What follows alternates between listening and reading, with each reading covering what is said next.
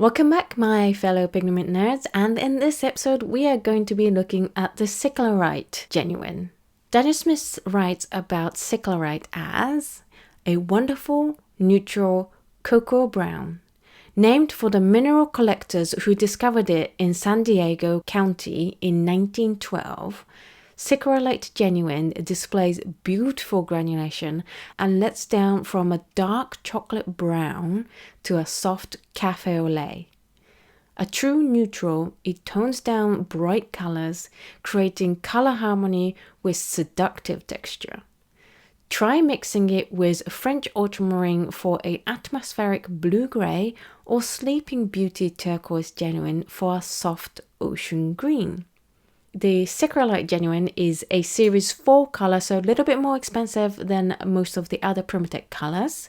Classified as excellent in light fastness, transparent, non-staining, and granulating.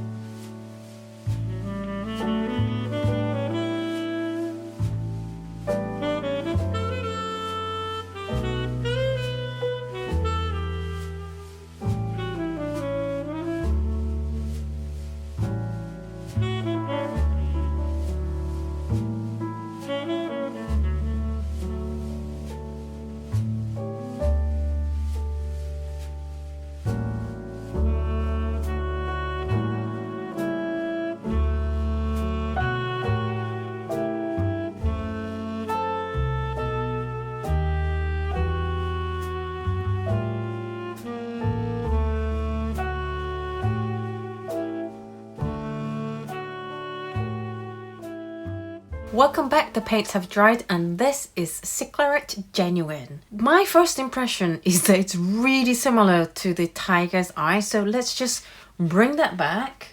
Yeah, it is very similar, and if you have one, you definitely don't need the other one. They are very similar in hue, and really the only thing I can see the difference between is how it behaves in a gauze, which I totally know is a niche technique. And yeah, there's not much difference otherwise. So yeah, first of all, you definitely don't need one if you have the other one already. Let's have a look at how it compares with other colors in the Primatek range. This is Sicklerite painted straight from the tube, and this is Sicklerite painted from paint that I've allowed to dry fully on a palette. Let's have a look at other colors from the Daniel Smith range first. I don't think I have a color that is exact match in hue to the Sicklerite. The closest I have is a transparent brown oxide, but it's a lot more red than the Sicklerite. Sicklerite is very neutralized color. And Holbein, nope. Holbein. I think the Holbein Van Dyke brown is similar in hue, but obviously Van Dyke brown by Holbein isn't granulating, whereas this is heavily granulating. And then Schmincke colors. I don't think any of these are actual match. The more reddy browns are too red, and the sepia brown reddish isn't ready or isn't warm enough. So it's somewhere between around here, but not an exact match. In terms of gradation, it does gradate pretty well, not perfect, because you get a big heavy mass here and then it lightens up quite a lot in this area rather than it being a gentle gradation. However, you're not going to get any coloring on any of these papers. It's classified as transparent, which I agree with, and lifting, I would say it is very easy to lift and therefore non-staining. It was an easy job to trying to get the paper back to white. Glazing, I wouldn't recommend. You can see the outline part a lot lighter than the middle part of the second layer, and that's just because by the time I came back in to fill the middle of that part, the first layer had already lifted. And that's just because when I paint the second layer, I always come in with an outline and then fill it in. And by the time I filled it in, the paints that were on the first layer around here on the where the outline is had started to dissolve and lift up. And that's a problem you're going to get with easily lifting colors. If you want to get a close look at that, because I realize it's a very subtle issue, then I put the high-res scan of this test sheet and every other test sheet over on my Patreon page, which is patreon.com/Oto Kano. So do check it out there. In terms of gauzing, it gauzes very well, as expected from a granulating color. It doesn't react to salt. You can barely tell where the salt has been. In terms of the water bloom, I think it behaves quite similarly to the way that the Tiger's Eye did, in that you get these arms of pigment leaping. That purple is an accident. It came from this. It's not part of the Sicklerite's own behavior. In terms of color mixes, it's a relatively weak tinting paint. It's very similar to Tiger's Eye in that way too. This was Tiger's Eye's one. And you get similar looking palettes with similar effects. The only difference I would say is that it does neutralize, as it said in the Daniel Smith's description, very well with the Ultramarine Blue. Otherwise, they are very, very similar indeed, and you definitely don't need both of them in your collection. If I had to really pick a difference between these two, I would say that with the Sicklerite, I think this is a little bit more heavily granulating, especially on this test. And here you can see that this is more granulating, but that's also debatable because I would say in the mass stone they look practically the same in terms of granulation as well as the hue. So yeah, you don't really need both. So what do I think of this color?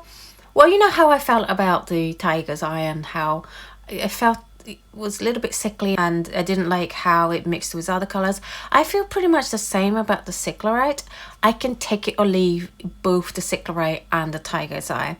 I am, however, very surprised that these two colors are so similar. I was like, why did you bother creating two different colors? Especially considering this is a series 4 color. At least with the Tiger's Eye, it's a series 2. So if you're gonna go for one of these colors, go for the Tiger's Eye and save yourself a load of money. They behave practically the same. If you'd like to try the colors that we have been covering in this series, then this is a great time, as this month's dot card is the latter 8 colors of the Primatek neutral brown colors that we've been covering in this season. The dot cards are a great economical way of testing out these colors for real without having to pay the eye-watering prices of each tube. If you'd like to receive this card for this month, then all you have to do is head on over to my Patreon page. That's patreon.com/Oto Kano and sign up to the appropriate tiers, and this card will be arriving on your doorstep next month. If you are, however, seeing this video after April 2020, then do not worry, because when you sign up to any tier where you receive a dot card, you automatically receive the right to order back catalogs of all my dot cards. So you can totally order one of these cards as soon as you sign up. So how do you find the Sicklerite Genuine? Are you enjoying the color and the granulation? Do you have a really good use for this color? Have you had experience with both Tiger's Eye and Sicklerite and know of a difference between these two colors that I've missed out? If you do, please let me know in the comments down below. And if you do use Sicklerite in your painting, then do let us know what your favorite way of using this color is in the comments. Thank you so much for watching this video. I hope you enjoyed it. If you have, do give it a thumbs up, and I will see you in the next video. Bye!